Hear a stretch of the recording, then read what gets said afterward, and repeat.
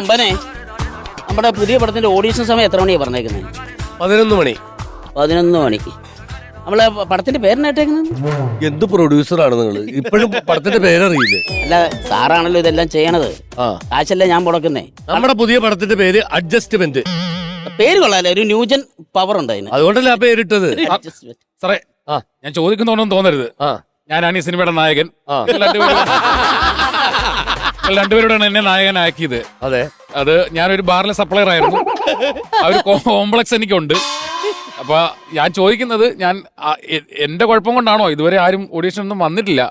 വിഡ്ഢിത്തരം പറയാതിരിക്കൂ. എടോ, തന്നെ കണ്ടിട്ടല്ല, തന്റെ മുഖം കണ്ടിട്ടല്ല ജനങ്ങള് തിയേറ്ററിലേക്ക് കയറുന്നത്.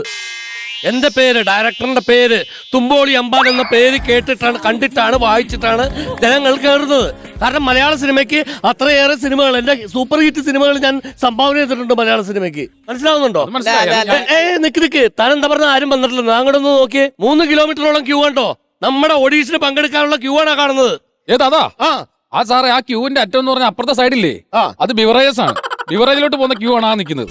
അതെ, അത് ഇങ്ങോട്ട് വരാനുള്ളതല്ല. ബിവറേജിലേക്ക് പോകുന്ന ആൾക്കാരെല്ലാം ഇങ്ങോട്ടേക്ക് വരും. അവർ 2 അടിച്ച് ധൈര്യം വന്നു കഴിഞ്ഞിട്ട് ഈ സാറിന്റെ മുന്നിൽ നിൽക്കാൻ പറ്റുള്ളൂ. കാലിക്കനോട് കൂട്ടിയിടിക്കും. അത്രയും പവർ ഡയറക്ടർ അത്. അങ്ങോട്ട് വരാനുള്ളവരാണത്. എടോ, ഒരു സിനിമയുടെ ഹീറോ എന്ന് പറഞ്ഞു കഴിഞ്ഞാൽ അതിലെ നായകനല്ല, അതിന്റെ ഡയറക്ടറാണ്. Ship of the captain. മനസ്സിലാവുന്നുണ്ടോ?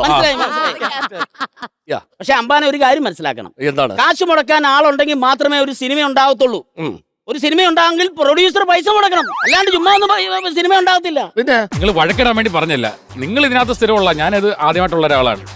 ഞാൻ ചോദിക്കുന്നത്, എനിക്കൊന്ന് പുറത്തു പോകണമായിരുന്നു. എന്തിനാ പുറത്തു പോകുന്നേ? അകത്തെല്ലാം സൗകര്യം, ബാത്റൂം റെഡിയാ. അതല്ലെന്ന്, പിന്നെ എനിക്കൊന്ന് പുറത്തു പോയി. ഞാനൊന്ന് മുടി വെട്ടാൻ ഒരു ബാർബർ ഷോപ്പ് ഉണ്ട്. എന്റെ ഒരു കൂട്ടുകാരൻ ബിജു ബൈക്കിൽ അവിടെ വന്നിപ്പുണ്ട്. നീ അങ്ങനെ പഴയ പോലെ കാള കളിച്ച് പുറത്തിറങ്ങി നടക്കാൻ പറ്റില്ല. കാരണം നീ എന്റെ സിനിമയിലെ നായകനാണ്. നീ അങ്ങനെ തെണ്ടിത്തിരിച്ച് പഴയ പോലെ ജംഗ്ഷനിൽ കൂടെ നടന്നു പോകാൻ പറ്റില്ല. ഇത് കൂട്ടുകാരൻ ബിജുനോട് ഞാൻ ബൈക്കിൽ അവിടെ വന്നിട്ട് ബിജു ഒക്കെ ആയിട്ട് നീ കൂട്ടുകൂടല്ലേ? നീ മലയാള സിനിമയിലെ താരങ്ങളായിട്ട് കൂട്ടുകൂട്. നിനക്കിപ്പോ എവിടെയാ പോണ്ടത്? ബാർബർ ഷോപ്പിൽ പോണെങ്കിൽ നീ ദുൽഖറിനെ വിളിച്ചിട്ട് പോ. ദുൽഖറിനെ ഞാൻ വിളിച്ചാൽ വരുമോ? ദുൽഖർ വേണ്ട, ബാപ്പച്ചി ഒരു മമ്മൂക്ക വരും. അപ്പൊ ഈ ഷിബുവും ബിജു ഒക്കെ എന്റെ ഫ്രണ്ട് അല്ല? അവരൊക്കെ കളയി. എന്നിട്ട് ചാക്കോച്ചൻ അവരൊക്കെ ആയിട്ട് നീ കൂട്ടുകൂട്. ഞാൻ എന്താന്നറിയ, വീണ്ടും വേണ്ടി പുറത്തൊന്ന് പോയിട്ട് വരട്ടെ എന്ന് പറഞ്ഞത്. ഞാനൊന്നും കഴിച്ചിട്ടില്ല. എടാ, ഇപ്പൊ നായിക വരും, നമ്മുടെ നായിക വരും. ആ നേരത്തെ നീ കഴിക്കാൻ പോയ നായകനെ പരിചയപ്പെടുന്നത് ഒന്ന് മനസ്സിലാക്കുക. നമ്മൾ ഈ സമയത്ത്, എനിക്ക് എന്റെ പ്രശ്നം പറയാം, സമയത്ത് ആഹാരം കഴിച്ചില്ല വയറ്റിൽ ഗ്യാസ് കയറും. മനസ്സിലായോ? അത് ഈ ഗ്യാസ് കയറുന്നെന്ന് പറഞ്ഞു കഴിഞ്ഞാൽ കയറുന്നത് മാത്രമേ നമുക്ക് അറിയാൻ പറ്റത്തുള്ളൂ. ഇത് ഇറങ്ങി പോകുന്ന നമ്മളോട് ചോദിച്ചിട്ടല്ല. ചിലപ്പോ നിങ്ങളുടെ നായിക വന്നിട്ടാണ് ഇത് സംഭവിക്കുന്നെങ്കിൽ പിന്നെ എന്നെ കുറ്റം പറയും.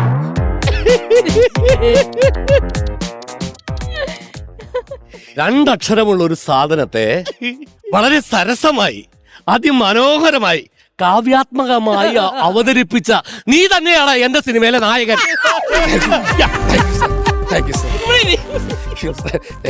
നീ നിന്റെ സ്ഥാനം ഇവിടെയാണ്.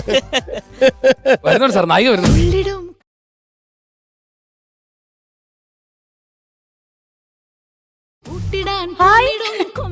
നമസ്കാരം സാർ. നമസ്കാരം സാർ. നമസ്കാരം. ഞാൻ കമ്പിളിക്കണ്ട അമ്പിളി.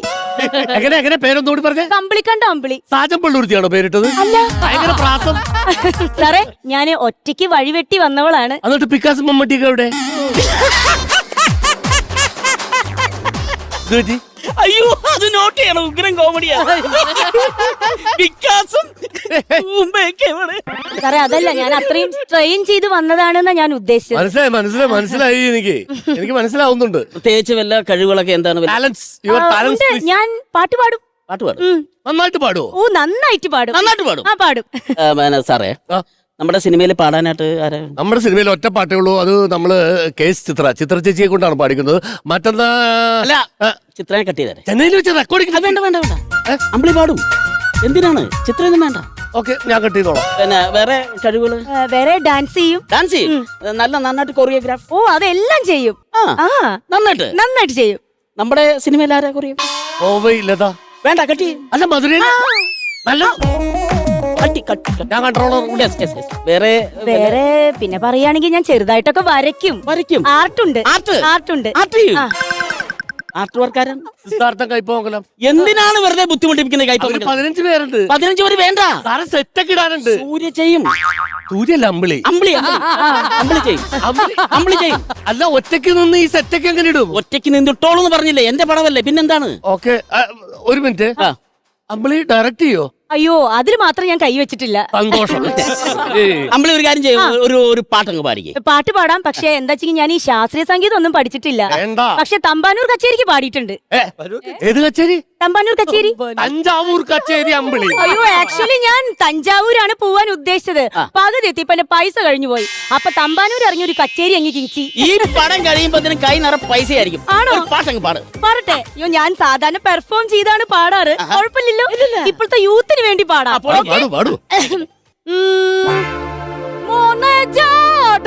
പച്ചയായ പൂട പുച്ഛമാണ് പൂട ഒന്നിറങ്ങി പോട പൂട പച്ചയായ പൂട ഒന്നിറങ്ങി പോട. സാറെന്തിനാ പോണത്? അല്ല, ഇറങ്ങി പോവാൻ പറഞ്ഞു. ഇറങ്ങി പോവാനല്ല, ഒന്നിറങ്ങി പൂട പൂട. അതും കൂടാ എന്ന് പറയുന്ന പോലെ. അല്ല, ഇത് നമ്മുടെ ചിത്ര ചേച്ചിയോട് വിളിച്ചു പറഞ്ഞായിരുന്നോ? ഇല്ല, ആരോട് ഞാൻ പറഞ്ഞിട്ടില്ല. അപ്പൊ വേണ്ട, അവര് വരട്ടെ. ആർട്ട് അതൊന്നും പറഞ്ഞിട്ടില്ല. അപ്പൊ ഒരു കാര്യം ചെയ്യാം, ഇതൊരു കറക്റ്റ് അല്ലേ? നമുക്ക് പാട്ടും വേണ്ട, ഡാൻസും വേണ്ട, ആർട്ടും വേണ്ട. അതൊക്കെ ഇവിടെ ആൾക്കാരുണ്ട്. ഓക്കെ. ഞാനൊരു സംശയം ചോദിച്ചോട്ടെ.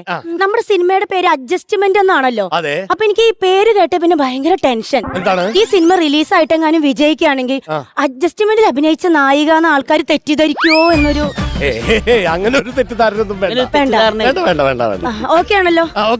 ഒരു സംശയം ചോദിക്കട്ടെ, എന്തുകൊണ്ടാണ് നമ്മുടെ സിനിമയ്ക്ക് അഡ്ജസ്റ്റ്മെന്റ് എന്ന് പേരിട്ടത്? അഡ്ജസ്റ്റ്മെന്റ് എന്ന് പേരിടാൻ കാരണം നമ്മുടെ തിരക്കഥാകൃത്ത് ഒരുപാട് സ്ട്രഗിൾ ചെയ്തിട്ടാണ് ഇതിന്റെ തിരക്കഥ എഴുതിയിരിക്കുന്നത്. ഓക്കെ. അദ്ദേഹം ഒരു ലോഡ്ജ് എടുക്കാൻ ഇദ്ദേഹത്തിന്റെ ഗൂഗിൾ പേ ഒരു നേരത്തും റേഞ്ച് ഉണ്ടായിരുന്നില്ല. അങ്ങനെ ഒരു കടത്തിണ്ടയിൽ ഇരുന്നിട്ടാണ് അദ്ദേഹം ആദ്യം ഈ പടം സ്റ്റാർട്ട് ചെയ്തത്. Adjustment. എന്നിട്ട് ഉച്ചക്ക് ഊണ് കഴിക്കാൻ ചെന്ന് കഴിഞ്ഞപ്പോ ഭക്ഷണമൊക്കെ കഴിച്ച് കാശ് കൊടുക്കാൻ നേരത്ത് വീണ്ടും ഗൂഗിൾ പേ വർക്ക് ചെയ്തില്ല. അങ്ങനെ അവിടെ പിടിച്ചു നിർത്തി. പിന്നെ അവിടെ വിറക് കയറി, പാത്രം കഴുകി, അതിന്റെ ഇടയിലേക്ക് ഇരുന്നിട്ടാണ് ഈ പടം എഴുതി തീർത്തത്. അതുകൊണ്ട് പുള്ളി ഇട്ട പേരാണ് അഡ്ജസ്റ്റ്മെന്റ്. ഒരു അഡ്ജസ്റ്റ്മെന്റിൽ എഴുതി തീർത്ത പടമാണ്. അത്രേ ഉള്ളൂ. അല്ലാതെ വേറെ അമ്പിളിക്ക് അഡ്ജസ്റ്റ്മെന്റിൽ അഭിനയിക്കാൻ താല്പര്യമുണ്ട്? അല്ല, അഡ്ജസ്റ്റ്മെന്റ് എന്ന് പറഞ്ഞ സിനിമയിൽ അഭിനയിക്കാൻ താല്പര്യമുണ്ടോ? പേരുള്ള സിനിമയിൽ അത് കുഴപ്പമില്ല, ഞാൻ അഭിനയിച്ചോളാം. അങ്ങനെയാണെങ്കിൽ ഇങ്ങോട്ട് മാറുന്നേ, കാണട്ടെ, അഴകൊന്ന് കാണട്ടെ. ഈ സിനിമയിലെ നായിക അമ്പിളി, ഈ സിനിമയിലെ നായകൻ ശില്പി, ഈ സിനിമയിലെ പ്രൊഡ്യൂസർ ഞാൻ, ഡയറക്ടർ നമ്മുടെ അമ്പാൻ. എന്റെ ചെവി കാറിപ്പോയി. അല്ല, എനിക്ക് ആവേശമായി ഇത്ര നല്ല ആക്ടേഴ്സിനെ കിട്ടിയിട്ട്. അപ്പൊ ഒരു കാര്യം, നമുക്ക് പടം തുടങ്ങാൻ പോവാണ്. നാളെ തന്നെ നമുക്ക് പടം തുടങ്ങാം. ശരി സാർ. അപ്പൊ ഈ പടം തുടങ്ങുന്നതിന് മുമ്പേ എനിക്ക് ചെറിയൊരു റിക്വസ്റ്റ് ഉണ്ട്. എന്താണ്? നിങ്ങൾ 3 പേരും എനിക്ക് സത്യം ചെയ്തു തരണം. സത്യം ചെയ്യാം. കൂടെ കൈ വിട്. പറയട്ടെ. പറഞ്ഞു. ഈ സിനിമ തുടങ്ങി അവസാനിക്കുന്നത് വരെ ഞാൻ താമസിക്കുന്ന മുറിയിൽ എന്നെ ശല്യം ചെയ്യുകയോ വാതിൽ വന്ന് മുട്ടുകയോ ചെയ്യില്ലെന്ന് എനിക്ക് സത്യം ചെയ്തു തരണം. സത്യം. അങ്ങനത്തെ ആൾക്കാരല്ല നമ്മള്. നിങ്ങൾ മലയാള സിനിമ അങ്ങനെ എല്ലാവരും ഒരേപോലെ കാണല്ലേ? അങ്ങനത്തെ ആൾക്കാരല്ല നമ്മള്. അതെ, സന്തോഷായി സാർ. അപ്പൊ ഒരു സംശയം കൂടെ ചോദിക്കാലോ? മൊത്തം സംശയം ചോദിക്കൂ.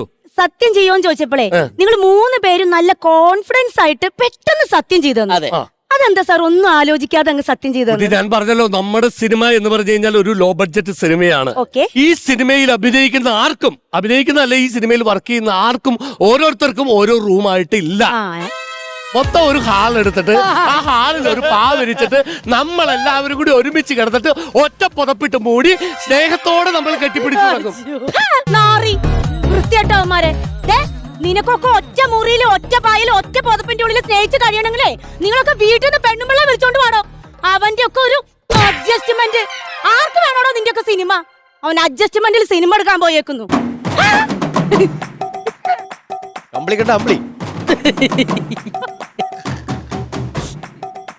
വലുതായിട്ടാണ് അടിച്ചേ. കുഴപ്പമില്ല, ഇതൊക്കെ എനിക്ക് ശീലമല്ലേ. നന്നാവില്ലടോ. ഒരിക്കലും സിനിമ ഇൻഡസ്ട്രി രക്ഷപ്പെടില്ല മോനെ, രക്ഷപ്പെടില്ല. ഇങ്ങനെ പോയാൽ ഒരിക്കലും സിനിമ ഇൻഡസ്ട്രി രക്ഷപ്പെടില്ല. അങ്ങനെയാണെങ്കിലേ നമുക്ക് ഇവിടുന്ന് രക്ഷപ്പെടാം.